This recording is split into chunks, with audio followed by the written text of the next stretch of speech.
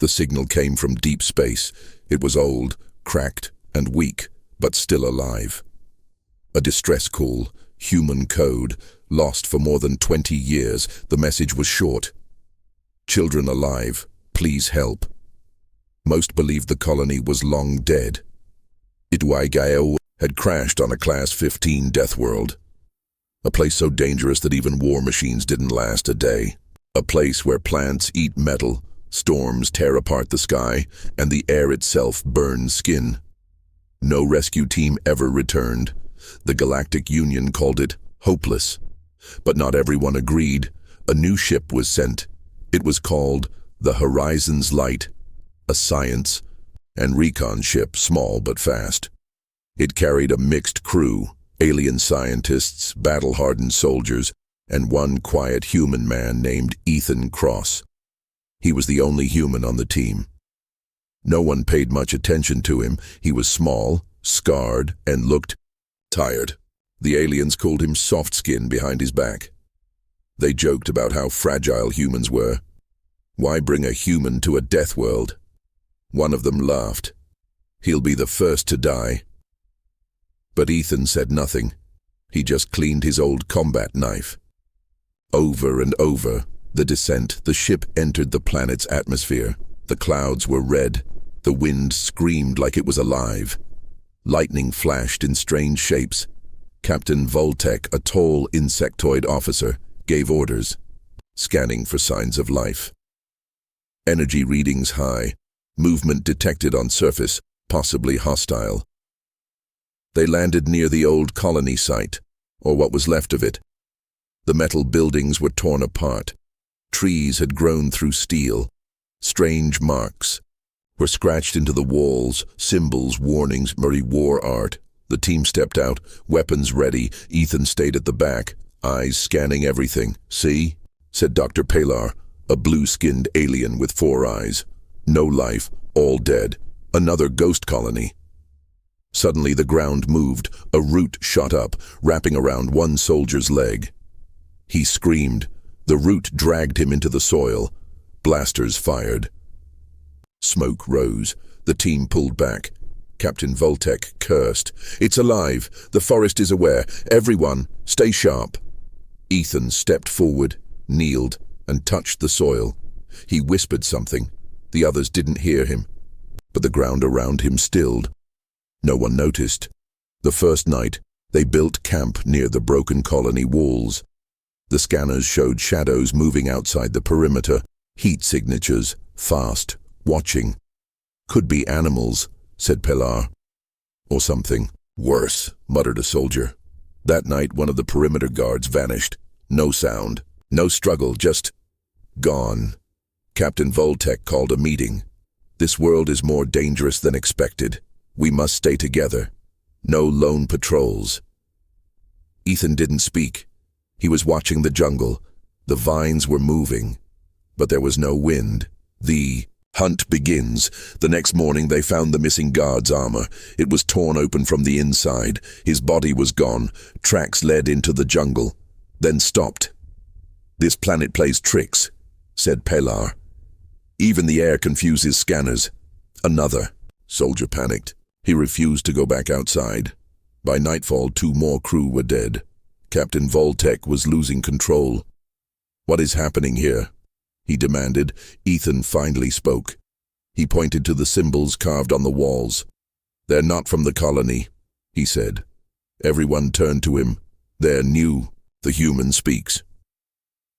"You think the jungle is the enemy," Ethan said. "But this place is more than plants and beasts. It has rules, and someone out there is following them." Captain Voltek narrowed his eyes. "And what do you know of this place?" Ethan stood. He pulled back his sleeve. His arm was covered in old scars. "I've been here before," he said quietly. "I survived. Years ago, I was part of the first crash. Everyone stared." "You were a child then," said Pilar. "I was." Ethan nodded. "Not anymore." Jungle of ghosts. Ethan led them into the forest. He moved without fear. He showed them How to spot false trails, which trees were alive, and which roots meant death. The aliens watched in silence. He was like a shadow, one with the land. They reached a cliff, overlooking a valley. There, in the center of the jungle, was smoke. Campfire smoke. Someone's down there, Ethan said. Someone who doesn't want us here. They saw movement, not animals, not machines, people. The attack that night, the camp was silent, too silent. Ethan stood watch, the others slept until the alarm blared. Shapes moved in the dark, not monsters. Not plants, humans, teenagers, wearing armor made of bones and scrap metal, faces painted, eyes glowing with fierce light. They attacked like ghosts, fast, silent, deadly. 2 alien guards fell before they could scream. Ethan didn't raise his weapon. He stepped forward. A blade came for his throat. He blocked it with one hand. The attacker stopped. It was a young girl, maybe 17. She looked into Ethan's eyes. He whispered, "Do you remember me?" She froze. Then she vanished into the trees. Aftermath. The team was shaken. 3 dead, 1 injured, all from humans, wild humans. Ethan explained, they survived. The children. They grew up in this hell, and they became something the galaxy has never seen before. Captain Voltek sat down, stunned. But they're still children. Ethan looked at the jungle. Not anymore. Closing scene. The camera cuts to the valley. The human warriors return to their hidden base.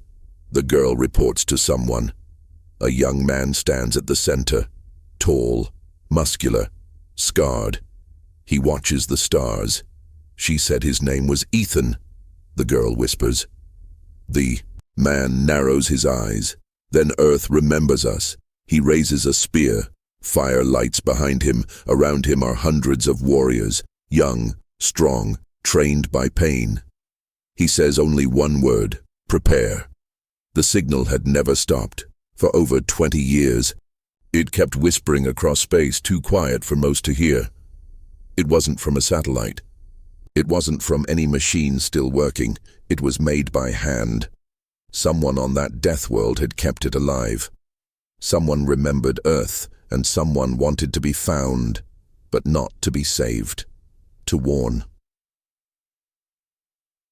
1 year before the horizon's light, the jungle moved, like a living wall. The sky above was dark, even during the day. Lightning storms rolled across the clouds like monsters. Deep inside the ruins of the old human colony, something stirred. Children. Not the kind who laughed and played. These children were different. They had grown up with no parents, no soft beds, and no kindness.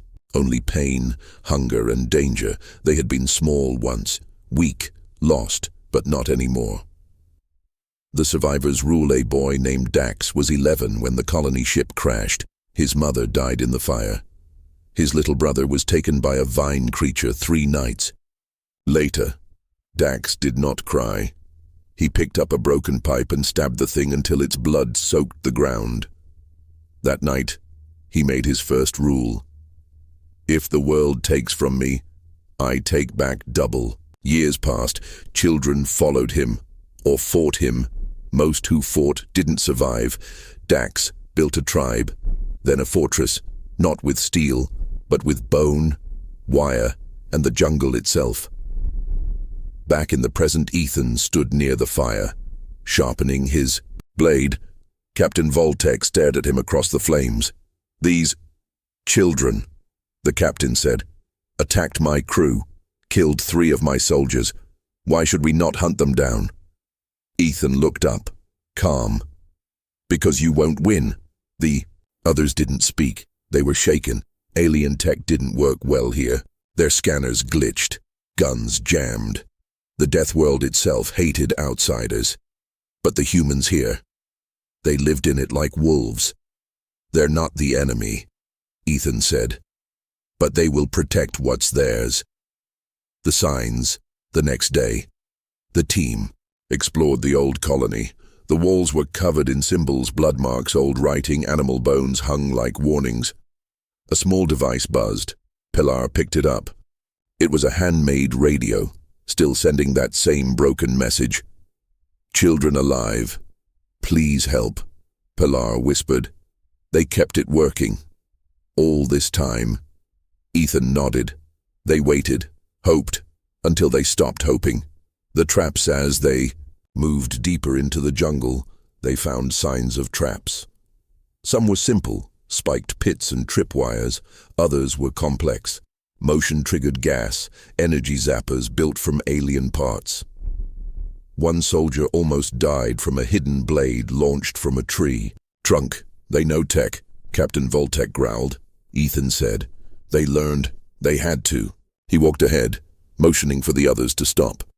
He picked up a stone and tossed it sideways. Click.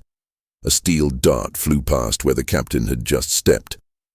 "These aren't kids anymore," Ethan said. "They're predators. The Watchers, they were being followed." Ethan knew it. He could feel the eyes in the trees. He didn't try to hide. Instead, he spoke aloud as he walked. "Your signal was heard," he said. "We came for answers, not war." The jungle stayed silent until nightfall. That's when a rock fell from the sky, not dropped randomly, thrown with aim. It hit a metal plate near their camp. A message was scratched into the surface: "Leave or be hunted." The ghost of the colony that night. Ethan left the camp alone. He knew someone was close. He walked past a certain tree, then turned fast and held out his hand. From the shadows, a young girl leapt down. Blade ready. She froze when she saw him clearly. "Ethan?" she asked. Her voice shook. Ethan smiled softly. "Raya." She had been 6 when they crashed. Her hair had always been wild. She used to draw on the walls with chalk. Now she had 3, knives and scars down her cheek. "I thought you were dead," she whispered. "I was," Ethan said. "Then I got back up." Meeting the leader, Raya took Ethan through the jungle, blindfolded. The others stayed in the camp. Captain Voltek was furious but knew better than to chase him. Hours later, Ethan stood before the new human tribe, children aged 10 to 20, all armed, all strong. In the center stood a young man, tall, broad shoulders, short hair, steel eyes. It was Dax. He stared at Ethan for a long time. "You came back," he said. Ethan nodded. "You look like death," Dax said. "So do you," Ethan replied. Then they both laughed, but only for a second. The warning Dax spoke to Ethan alone by firelight. "They never came," he said. "Not Earth, not the Union, no one. So we made this place ours." Ethan looked around. Tree houses, watchtowers, training pits, metal workshops, all built by hand. "You did more than survive," Ethan said. "You built an army." Dax looked up at the stars. "We were forgotten," he said. "So now we remember." "They'll come again," Ethan said. "With bigger ships, more firepower." Dax nodded. "We'll be ready." Back at Campathan returned the next morning.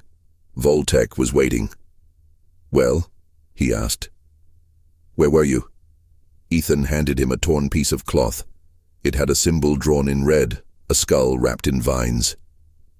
"They remember Earth," Ethan said, "but not with love." Pilar looked worried. "What do they want?" Ethan looked into the jungle. "They want to be left alone, but they're ready for war if we don't." Last seen in the hidden valley, Dax stood with Raya. She pointed to the stars. "They came back," she said. "What now?" Dax watched the sky. "They came too late." He raised his arm. Around him, hundreds of humans stood still, some trained, some sharpened weapons, others simply watched the stars. Dax spoke. "Next time, we don't wait. Next time, we go to them. The forest doesn't weep. It doesn't care if you're a child. It doesn't care if you're lost, scared, or alone. It only asks one thing: survive or die. When the human colony ship crashed, no one was ready. The planet was not just dangerous, it was evil. Plants poisoned the water. Animals hunted during the day and night. The very air felt heavy, like it didn't want humans to breathe, and yet from the ashes of fire and fear, children rose, not by luck, but by pain. This is the story of how Earth's children became the monsters this death world feared. The crash. A child's nightmare. Dax remembered the first night.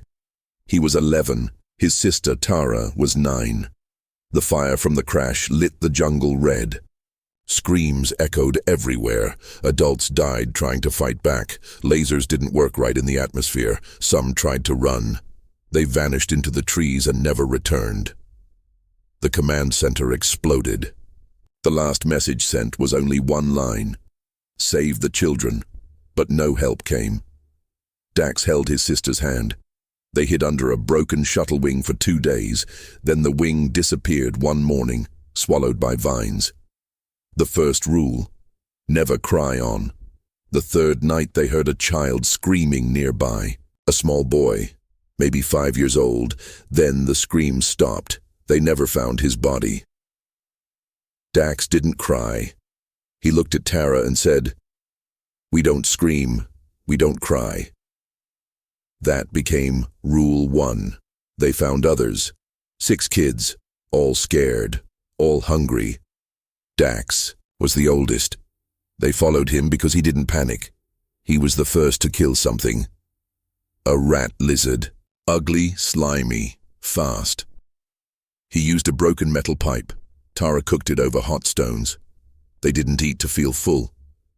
They ate to stay alive. The jungle teaches every day something tried to kill them. Beasts with invisible skin. Spore plants that exploded when touched. Swarms of biting flies that could strip meat in minutes. The colony's technology failed fast. Batteries died. Guns stopped working. So the kids made their own weapons. Spears from bone. Traps from wire.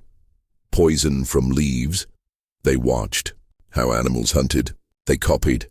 They made friends with silence and married darkness. Every time one of them died, Dax carved their name into stone. They never buried their dead. They fed them to the fire. Becoming warriors by the second year, they weren't kids anymore. Even the smallest ones knew how to fight. Raya, who was once quiet and sweet, became a shadow in the trees. She could hit a running beast with a rock to the eye, without missing. Tara became their medic. She learned which plants burned and which ones healed. She once cut open a boy's leg to suck out poison. Dax led from the front. He didn't ask anyone to do what he wouldn't. His arm had 6 deep scars, from fighting, from accidents, from training, but he smiled when he bled. He said, "Pain is how the world talks to us." The turning point: the hunter becomes the hunted. One night, a creature came to their camp, not like the others. It stood tall, 2 legs, 4 arms, eyes like yellow glass. It was not a beast, it was an alien hunter, from off-world, one of the scavengers who came to loot the crash site. It didn't expect humans to be alive. It walked into their territory like it owned the jungle. That was a mistake. Raya saw it first. She didn't scream. She followed it quietly, marking its path. Dax set a trap. When the creature stepped into the clearing, a net of spiked metal dropped on it. It roared, fired its plasma gun. Then the gun exploded. Ethan had once told them, alien guns don't like Deathworld air. Dax and 3 others jumped on the alien, stabbing until it stopped moving. They didn't run. They didn't hide. They kept its skull, hung it over their camp entrance. A warning: they built a home over time. The children built something more than a camp. They made a village, tree houses, trap tunnels, water collectors, even fire towers. They called it the nest. Every child had a job. Every child trained. If someone was too weak to fight or work, they weren't kicked out. They were taught harder. Because out there, weakness meant death. Back to the present. Ethan stood beside Dax again. He looked around the nest. It was bigger than he remembered. Raya gave him a bowl of firefruit stew. Spicy, rough, but warm. He took a deep breath. They made it, he said to himself. Dax sat across from him. You left. Ethan nodded. I was rescued when I was 15. My signal got picked up by a passing Union ship. I told them there were more survivors. And they did nothing, Dax said bitterly. They thought no one else made it. Well, Dax said, standing, now they know. Captain Voltek makes contact. The next day, Dax allowed the alien team to visit the nest, under guard, of course. Captain Voltek looked around in disbelief. You built all this, without any adult? Dax laughed once. Adults died. We learned, from the jungle instead. Raya added, we were raised by monsters, so we became monsters. Pelar whispered to another alien. They speak of monsters like they were teachers. They were, Ethan said. This planet is a school, a brutal one. Voltek stepped forward. We came for peace. We want to understand. Dax stared at him. You will. But first, understand this. We didn't survive by being kind. Closing. Scene. Message to the stars. That night, Dax stood at the highest point in the jungle. He lit a signal fire. One of their few working devices had been rebuilt. A long-range beacon. He pressed the button. A message went out. To any world that hears this, this is Dax, son of the forgotten. We were left to die, but we lived. You didn't come for us, so we're coming for you, not for revenge, but to show you what Deathworld children become. His eyes burned with light from the fire. Below him, hundreds of survivors stood. Some as young as 8, others nearly 20, each with a weapon, each trained by fear. The galaxy thought they were dead. Now it will wish they were. The aliens came with helmets, scanners, and high-tech armor. They had studied over 100 planets, survived wars, built empires. They thought they had seen everything, but nothing prepared them for what they saw in the nest. These weren't just human children. They were warriors, hardened, trained, silent, watching from the shadows like wolves. The aliens called them savages, uncivilized, dangerous, primitive. But that word didn't mean what they thought it did, because a savage fights with instinct. These humans fought with purpose, and they were about to teach the galaxy a lesson it would never forget. The visitors, Captain Voltek, Dr. Pelar, and 3 other Union scientists stood at the edge of the human settlement. The nest was alive with motion. Young humans training with spears, knives, and strange weapons made of bone and metal. Everything was controlled, organized, quiet. No one was laughing. No one was playing. This was not a playground. It was a battlefield waiting for a reason to wake up. The warning, a boy no older than 10 stood guard. He held a spear taller than him. He didn't speak. He only pointed the tip of his weapon at Voltek's chest when the alien stepped too close. From behind, Dax walked forward. He wore armor made from beast bones and metal plates stitched with jungle vine. They don't trust you, he said. Voltek raised his hands. We come in peace. Dax shook his head. We don't care what you say, we care what you do. He turned to the guards. Give them the test. The test begins. Dax looked at the aliens.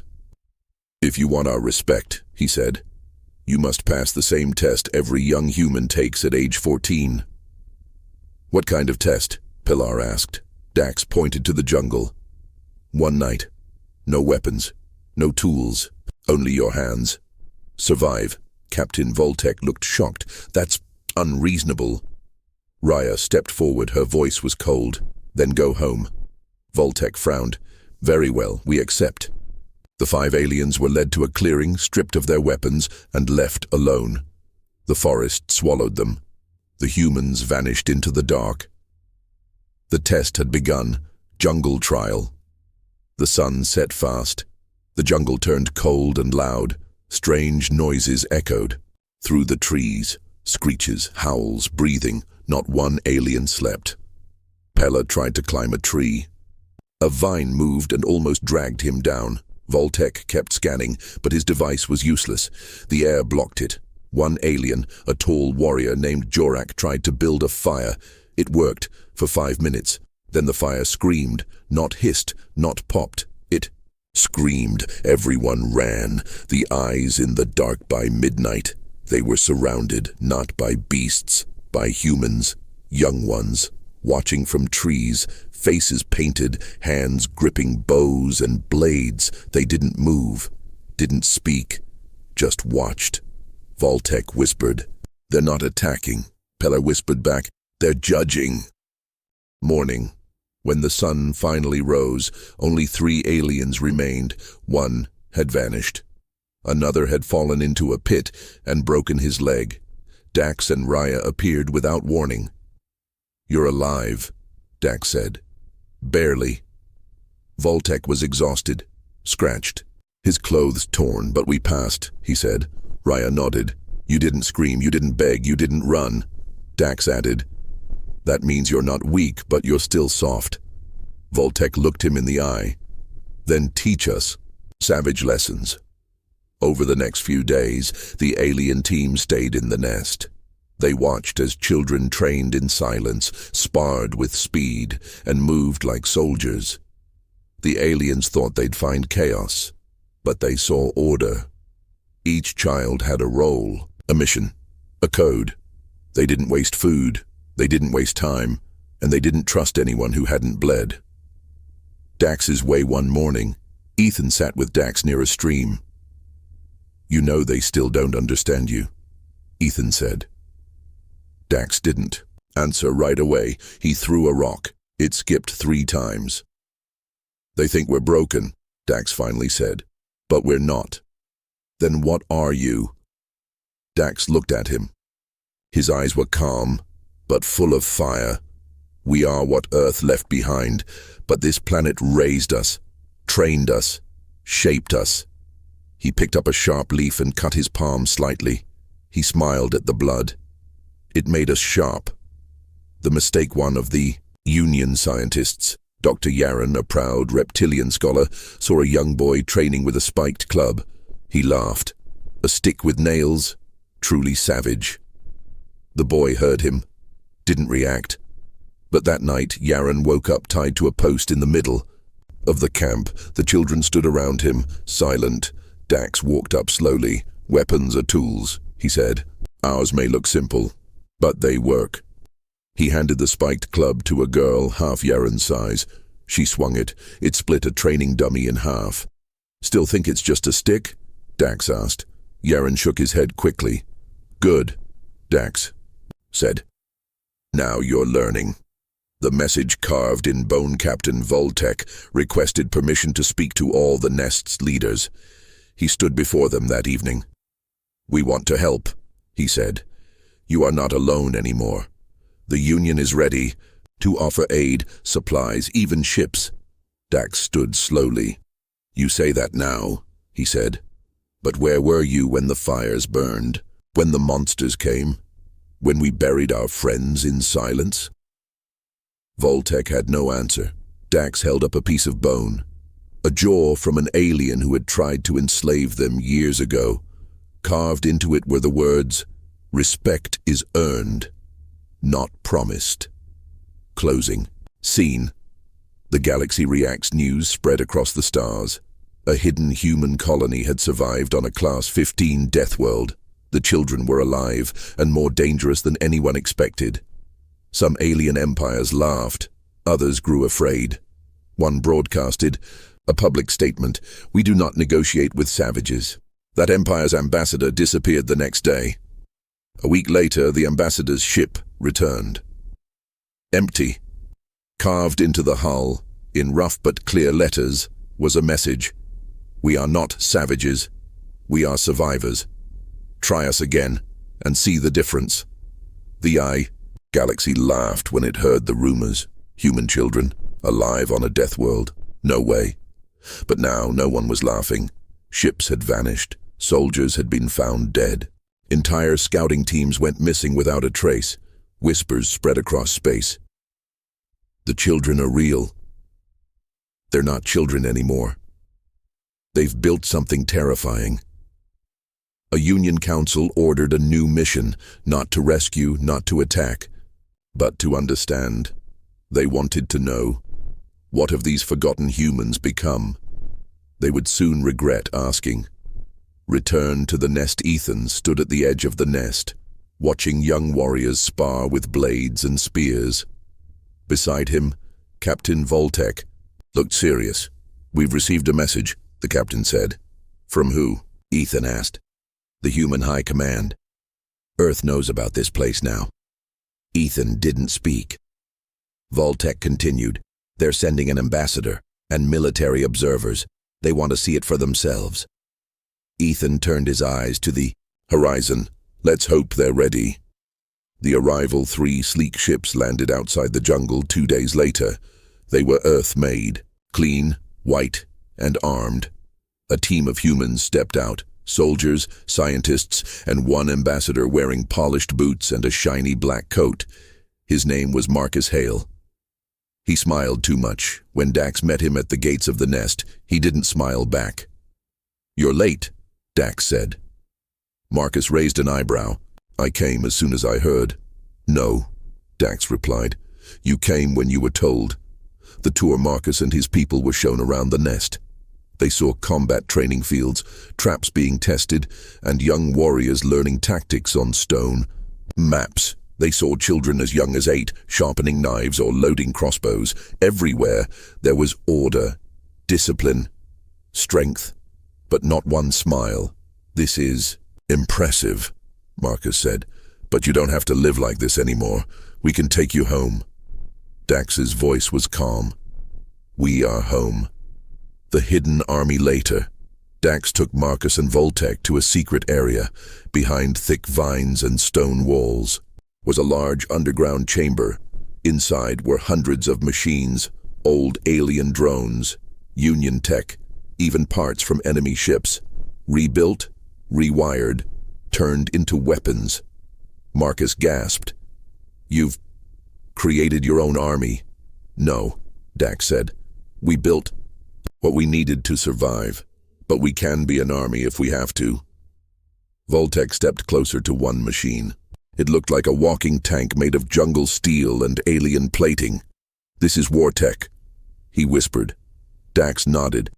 This world taught us war. We listened. The tension grows that night. A meeting was held. Earth's ambassador, Union officers, and Dax's top fighters sat around a fire pit. We're not your enemies, Marcus said. We just want peace. You forgot us for 20 years, Dax replied. Now you want peace? We didn't know you survived. You didn't check. Raya, seated beside Dax, stood up. Her voice was sharp. When you needed soldiers, you sent us. When we needed help, you left us.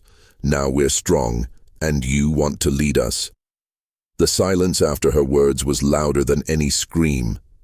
Dax's speech. Dax stood slowly. The firelight made his scars glow.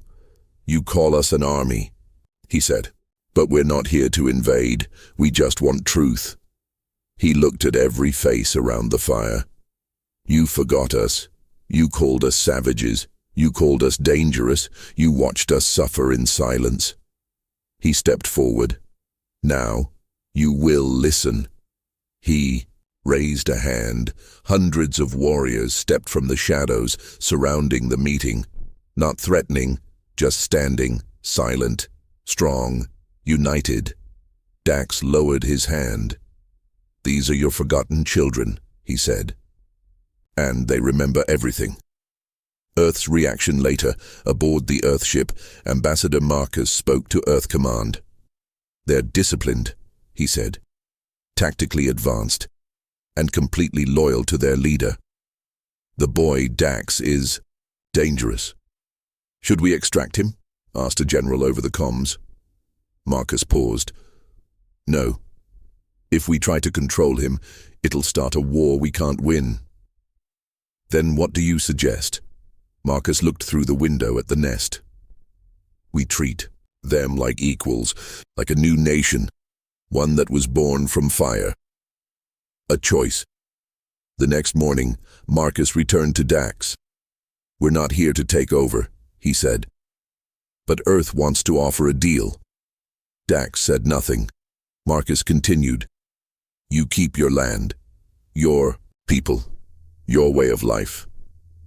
But if you ever choose to leave, Earth will give you a place among the stars. Dax looked up at the sky. We already claimed our place. We didn't wait for permission. Building bridges over the next weeks, a strange peace grew. Earth engineers helped reinforce the nest. Union medics gave supplies. In return, the Deathworld children shared their survival techniques, their custom weapons, and their battle knowledge. Human. Commanders began calling them the Deathborn. Not an insult, a title. The training exchange for the first time, Deathborn warriors trained alongside Earth soldiers. It didn't go smoothly. One Earth soldier called a young fighter a wild monkey. The fighter knocked him out in 3 seconds. After that, the training got respectful. One officer admitted, "These kids move like ghosts. They hit harder than adults. We can learn from them." And they did. Closing scene. A new banner, one night. Dax stood at the cliff overlooking the jungle. Ethan stood beside him. You think they're finally listening? Ethan asked. Dax didn't answer. Instead, he raised a new banner over the nest. A flag stitched by hand. It had a black background, with a red flame inside a white skull. Ethan read the words stitched below. We were forgotten, but we do not forget. Dax turned to him. They call us an army now. Ethan smiled. Then let them see what Earth's forgotten army can do. The message went out across the stars. Earth's forgotten children live. They are strong. They have technology. They have weapons.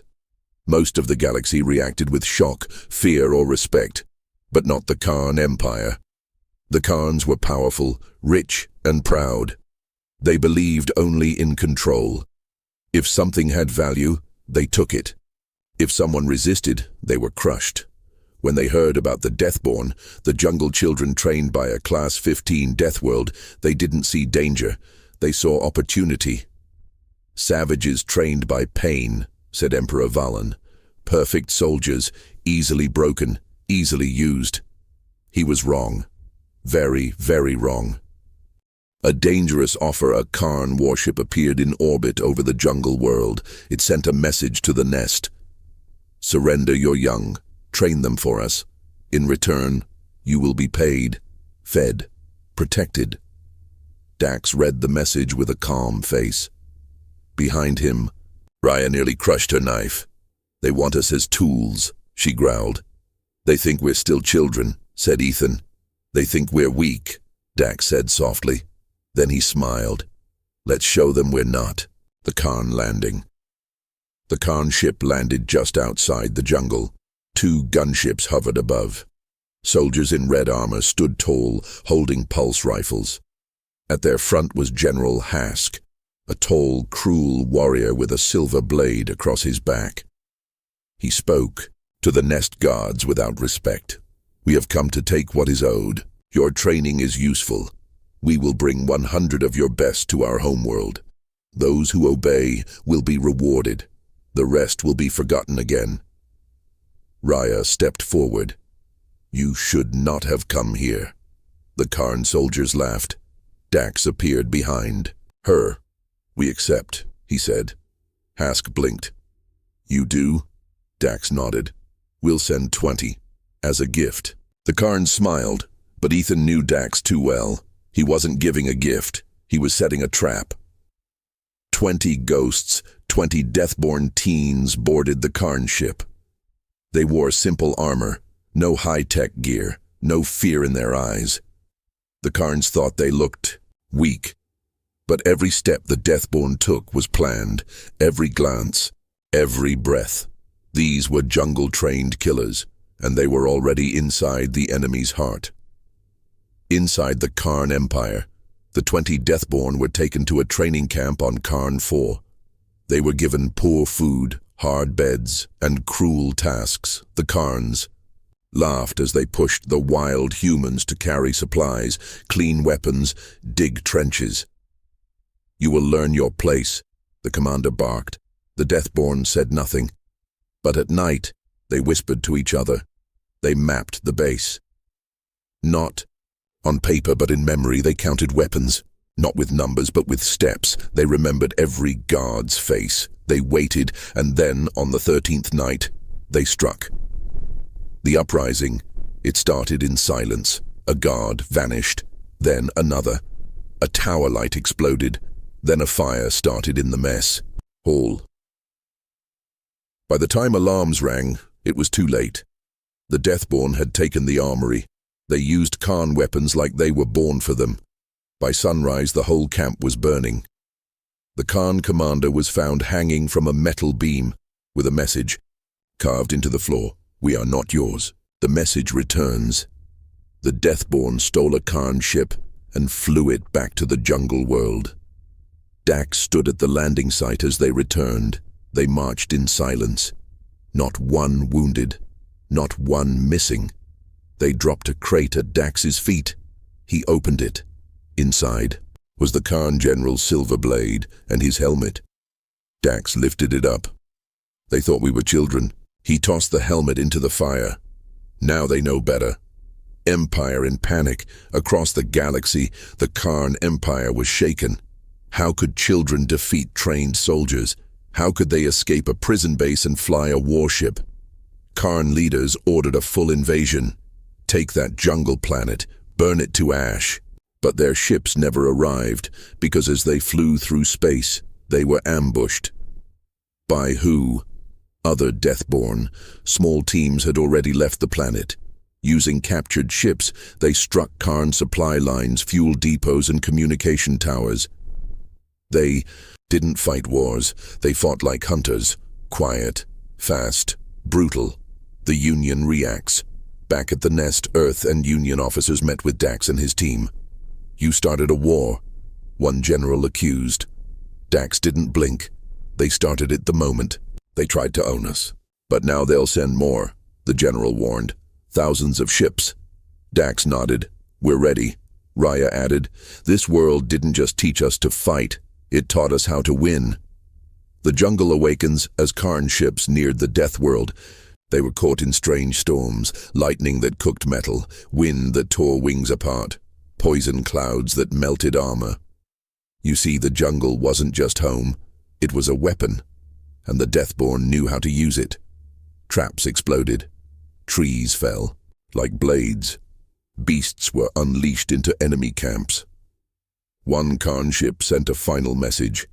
"We cannot land. We cannot see them. We cannot win." Then silence. Ethan's warning Ethan sent a message to Earth Command. The Deathborn have become more than survivors, more than warriors. They are a new kind of soldier, born from fear, forged in pain, and driven by the memory of being left behind. If you respect them, they will fight beside you. If you use them, they will bury you. Closing scene. The Deathborn Creed. That night, Dax stood before the younger warriors. A new child had joined, a boy only 9, found lost in the jungle. He was scared. Dax knelt and handed him a small stone dagger. "Do you know what this is?" he asked. The boy shook his head. "It's your first promise," Dax said. "Not to hurt others, but to never be weak again." The boy gripped the blade. The crowd around him cheered, quietly, and the jungle wind blew, carrying one message through. "The night we were forgotten, now they will remember us forever." The Deathworld was supposed to be quiet. After the Karn Empire was pushed back, most galactic powers stayed away. But not the Vetra Syndicate. The Vetra were different. Not an empire, not a government, but rich, powerful, and hungry. They didn't want to fight the Deathborn. They wanted to own the planet. "We'll tame the world," their leader said. "We'll cut the trees, dig the ground, and build colonies. The savages will move or they'll be bought." Their mistake was simple. They thought the world was empty. They didn't know the jungle fights back, and they had no idea what the Deathborn would do to protect it. The first colony, the Vetra Syndicate, sent huge machines, cutters, drills, and walkers. They built a metal city in just 2 weeks. They called it New Apex.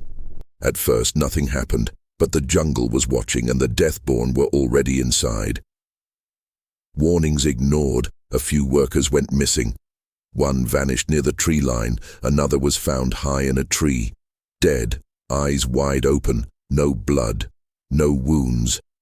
Probably jungle animals. The Vetra supervisor said, "Keep working." They installed walls, cameras, and drones. It didn't help. At night, strange howls echoed through the trees. One night, all the power in New Apex failed. When the lights returned, every screen showed the same message: "You do not belong here." The workers panicked. The Vetra leaders laughed.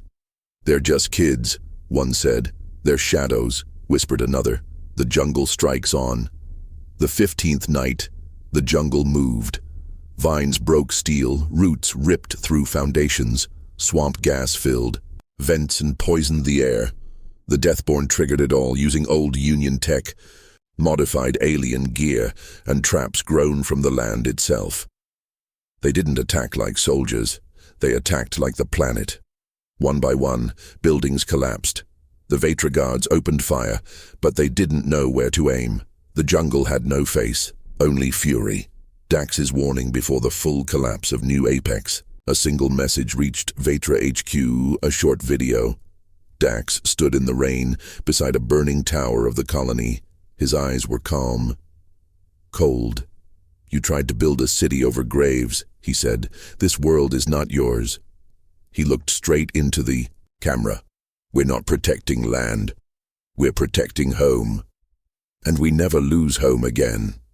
Then the screen went black. The Syndicate's mistake enraged. The Vetra sent an invasion force. They didn't bring soldiers. They brought terraformers, machines, meant to change the planet's air, water, and land to something more civilized. They called it purifying. But the jungle had its own rules, and the Deathborn knew everyone. As the machines landed, they were already being hunted. Explosions came not from missiles, but from seed bombs planted under the soil. Beasts of the jungle, once kept hidden, were guided by Deathborn scouts, and just like that, the machines vanished into the green, never to be seen again. Ethan's decision. Ethan, now one of Dax's closest advisors, stood with Voltec on a high cliff. "They'll keep coming," Voltec warned, "as long as they think the land is valuable." Ethan nodded. "Then we need to show them the cost." He turned to a table where a new kind of map was laid. It wasn't a battle plan. It was a story, a message to the galaxy. The broadcast, the Deathborn, hijacked a galaxy-wide signal. Screens lit up across space, on Union ships, Vetra stations, even Earth. On the screen, Dax appeared again, standing under a massive jungle tree, its bark marked with ancient scars. "This planet tried to kill us," he said. "It failed. You sent armies. You sent machines. You sent promises." He raised a jungle spear in one hand. "In return, we send back silence." Behind him, dozens of Deathborn stood, silent, unblinking. Dax took one step forward. "This world doesn't want to be tamed. It wants to be respected." He lowered the spear. "This is your last warning." The screen went black. The Syndicate retreats after the broadcast. Attacks on Vetra mining ships increased. Supply lines vanished. Cargo vanished. Sometimes just the crew disappeared. One Vetra captain, rescued after 3 weeks lost in the jungle, spoke only 5 words before collapsing. "They move like the wind." Vetra pulled back from the Deathworld, not from fear of battle, but from fear of the jungle itself. The nest grows. Back at the nest, Dax walked through new tunnels being built by hand, not to escape, to expand. Young warriors trained side by side with Earth Special Forces. Union officers observed, not to command, but to learn. One Union general said, "They know how to survive a death world. We need to know what they know." The Deathborn were no longer forgotten. They were becoming teachers. A new kind of war Dax gathered his top fighters in the central chamber. "Soon," he said, "others will try again, not with guns, but with lies, with smiles," Raya growled. "Let them try. They will offer food, comfort, maybe even peace." Ethan nodded. "So we teach our people something new." Dax looked around. "We teach them how to see through masks." The jungle's voice, one final message was carved into the wall above the nest's main gate, simple, bold, eternal. The jungle is not yours. The children are not tools. The Deathborn are not alone. And beneath it, one more line, smaller, but sharper than a blade. "We survived your fire. Now we are the storm." Across the stars, every alien power had a file on humans. They knew Earth had cities. They knew humans had space fleets. They knew about Earth's wars, leaders, weapons. But one thing was missing. The Deathborn.